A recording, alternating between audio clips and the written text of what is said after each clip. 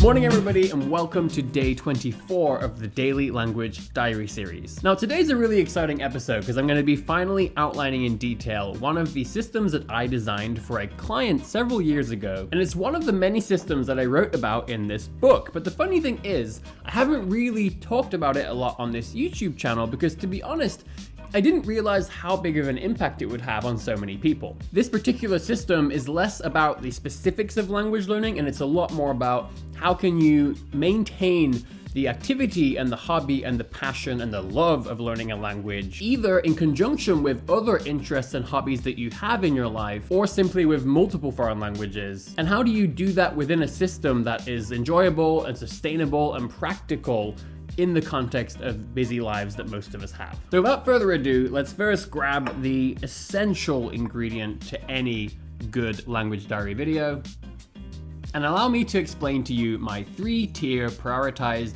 rotation system. So this video is going to be broken into a few different sections, and I'm going to display those on the screen right here now, just in case any of you would like to skip to that particular section at any time of the video.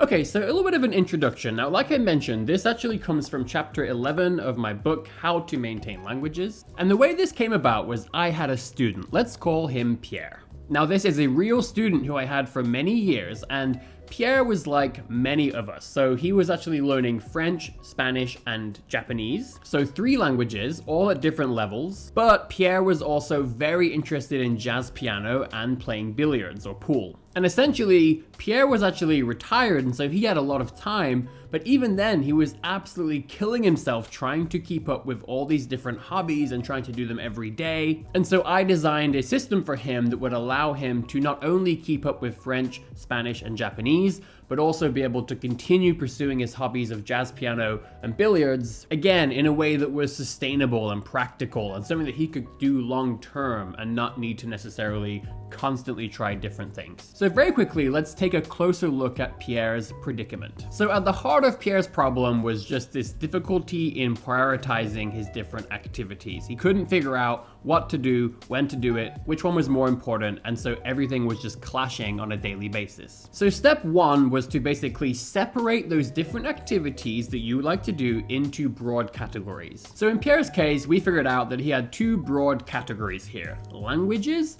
and then in the second category were sort of pool and jazz piano.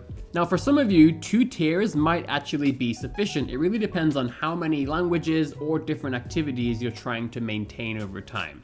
So in Pierre's case, we were actually able to take those 3 languages and divide those into 2 separate tiers. Now, to do this, we did a quick assessment, and we figured out that for him, Japanese was definitely the language that was the most beginner. It was equally important to him, but it required a lot more effort on a daily basis, and he also felt like it was more important with Japanese to be very consistent. Whereas French and Spanish were both languages that he could actually already communicate in. They were also a lot closer to English, and therefore inherently a little bit easier to have a grasp of. And so we decided to place Japanese on the top tier, French and Spanish on the second tier, and then billiards and jazz piano on the bottom tier. So I'm going to show you a screenshot now from my book so you can get a visual representation of both the general system overall and then specifically what this looked like for Pierre.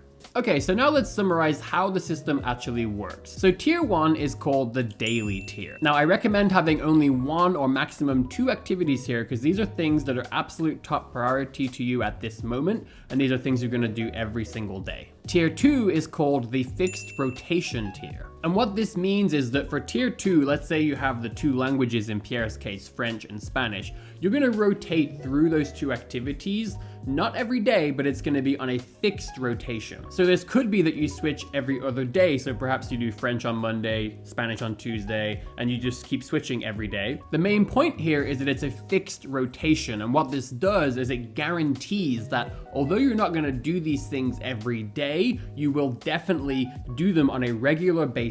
Now, in the case of Pierre, we actually found that the best system was 3 days on French, 3 days on Spanish, and then 1 free day. Now this is because he was at the stage of actually starting to try to read simple novels and books in each language. So for that particular scenario, and also partly just his personality, we found that it was more effective for him to spend 3 days really building momentum, and it allowed him to make a lot more progress reading those novels, rather than switching every single day and not really being able to make any super concrete progress before having to switch contexts again. So the idea of sort of 3 days on French, 3 days on Spanish, 1 free day where he could choose either one, it was a nice way to introduce a little bit of flexibility even within the structure of the fixed rotation tier. Now tier 3 is called the flexible rotation tier. So these are activities that are things that are important to you, they are things that you want to continue doing over time, but they're just not as high a priority right now as tier 1 and tier 2 activities. And so the idea behind the flexible rotation here is that these are things you'll just do whenever you have the time, whenever you're in the mood, but there's no guarantee that you'll do them on a fixed schedule and on a very regular basis. Now we actually tracked his activity over time, and we found that over the course of several weeks and months, he still engaged in jazz piano and billiards on an average of twice per week each. There were some weeks where he would really get into a rhythm and do a lot of piano, or other weeks where he would play a lot of pool. So the point is that although there wasn't this fixed rotation and a guarantee of regularity, we found that because these were things he enjoyed, these were things that were important to him, he still ended up engaging in them consistently over time. Now, an alternative to this is you could also have a third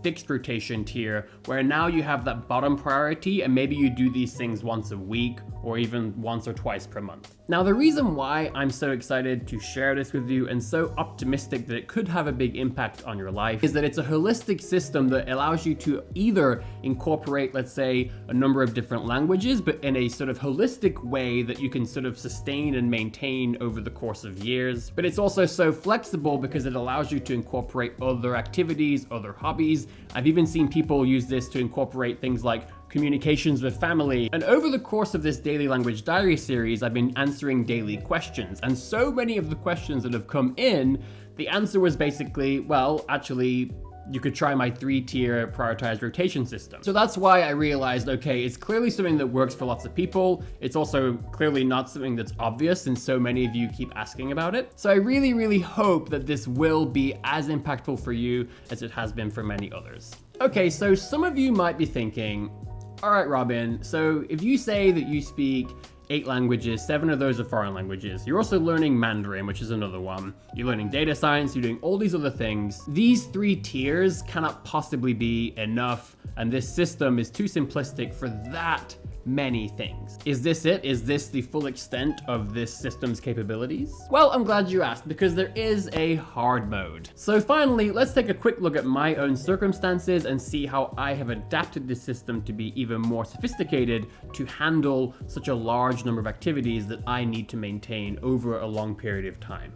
So in the beginning, I thought about creating a 4th tier, or maybe even a 5th tier. But after some experimenting and thinking about this a lot, I honestly think that going beyond a 3rd tier is simply too ambitious for this to be sustainable in the context of our normal busy lives. Because remember, the whole point here is to not give you stuff that, well, it will work if you spend 12 hours a day doing it. No, any system that I design needs to work for everybody, and it needs to be practical and sustainable within normal life circumstances. So essentially what I end up with is a prioritized rotation of my prioritized rotation system. So step 1 here is to create a master prioritized list of activities. So in my case, I have all my languages like French and Japanese and German and Spanish and Portuguese and Swedish and so on. There are all kinds of technologies that I've been learning over the last few years to build Journaly for all of you. So I have all of those on a single prioritized list in order. And so essentially the things that are at the bottom of that list, unfortunately, as much as I love them, they're just not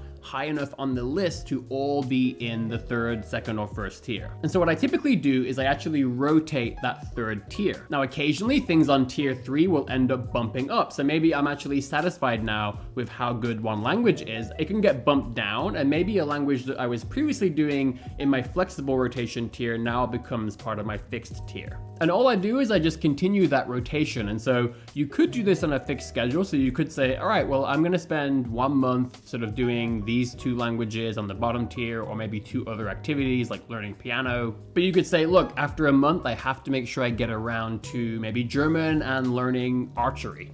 In my case, I have so much going on and things are constantly in flux, so I actually keep this also as a flexible rotation, because I basically find that through the natural flow of life, I will over time end up sort of rotating through. Now, finally, you might be thinking, well, if I have loads of hobbies and loads of languages, then I could go for 3 or 4 months without studying one of them. Well, that's actually why I designed language sprints, which is another system that I have. I have a video talking about it on this channel. I'll probably make a new one so I can explain it in more detail. And that's basically where I will take one of those languages which hasn't really made it into my rotation for quite some time, and I will actually just for 5 or 7 days take a break from this rotation system, and I will only study that language for those 5 or 7 days. This is quite a nice way to keep things refreshing, to have a break every now and again, and it's a way for you to really get 5 or 7 days of really serious momentum. You can accomplish a lot during that time, and interspersing these language sprints throughout the year is a great way of still making sure that your languages or hobbies that you're not getting to on a regular basis